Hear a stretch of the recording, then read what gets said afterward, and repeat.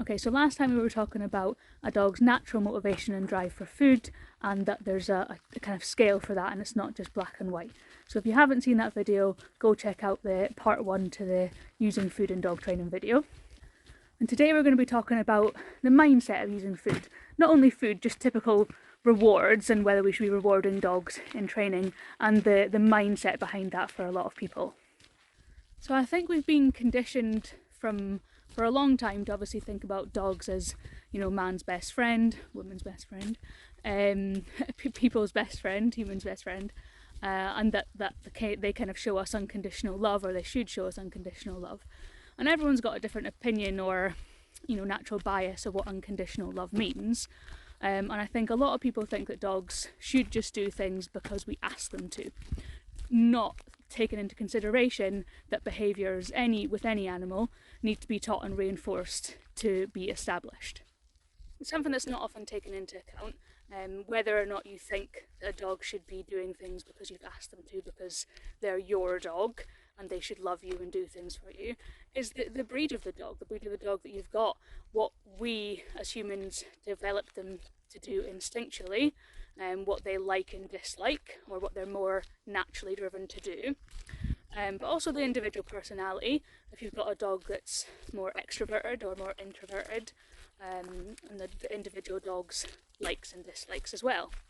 So when it comes to the mindset of using rewards, if we naturally think that dogs should be doing things because we ask them to, but we're obviously told by everybody to be using food, or just using rewards in general, but we're talking specifically about food rewards here, it can kind of set you down a path of a little bit of resentment for using that specific reward.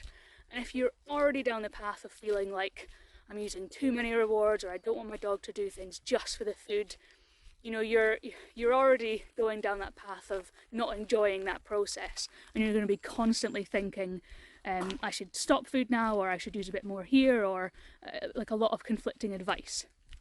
So I think sometimes it's important to take a step back and think about why you're not sure about using food in training. Why do you feel off about it? Is it actually that there's something inherently wrong with it? No, there's not. Or is it that you've been conditioned from social media, or people in your life, or your past, or whatever it is that people are telling you that dogs should do this because of X, Y, and Z, and they shouldn't need rewarded for it? The reality is that food is just one of the tools that we can use to reinforce behaviour. And if we don't think about it as food, but think about it as a reinforcer, just like we would have many other reinforcers for our dog, we can kind of start to think about it a little bit differently. So always think about this when you're training. If you are delivering a reward and you're seeing an increase in the behaviour, the desired behaviour response that you want to see, if that is increasing, then the food is doing its job. It's being a reinforcer for the dog, and you're seeing an increase in the behaviour. And that's really what you want. And if that's the case, then keep using food. If you're using food and you don't see an increase in behaviour, or even worse, you see a reduction in the behaviour that you're looking for, then food hasn't been a reinforcer for your individual dog. So it's trying to change your views from I shouldn't use food because I don't want the dog to rely on food, to actually food is increasing the behaviour. Eventually that behaviour will become very, very strong, which is what happens. And then we can start to reduce the amount of food that we use, increase the criteria of what we're asking for, change the reward from a food reward to a play reward, or whatever it is that we're looking to achieve in the end. But if the food is getting you results, it's just a reinforcer.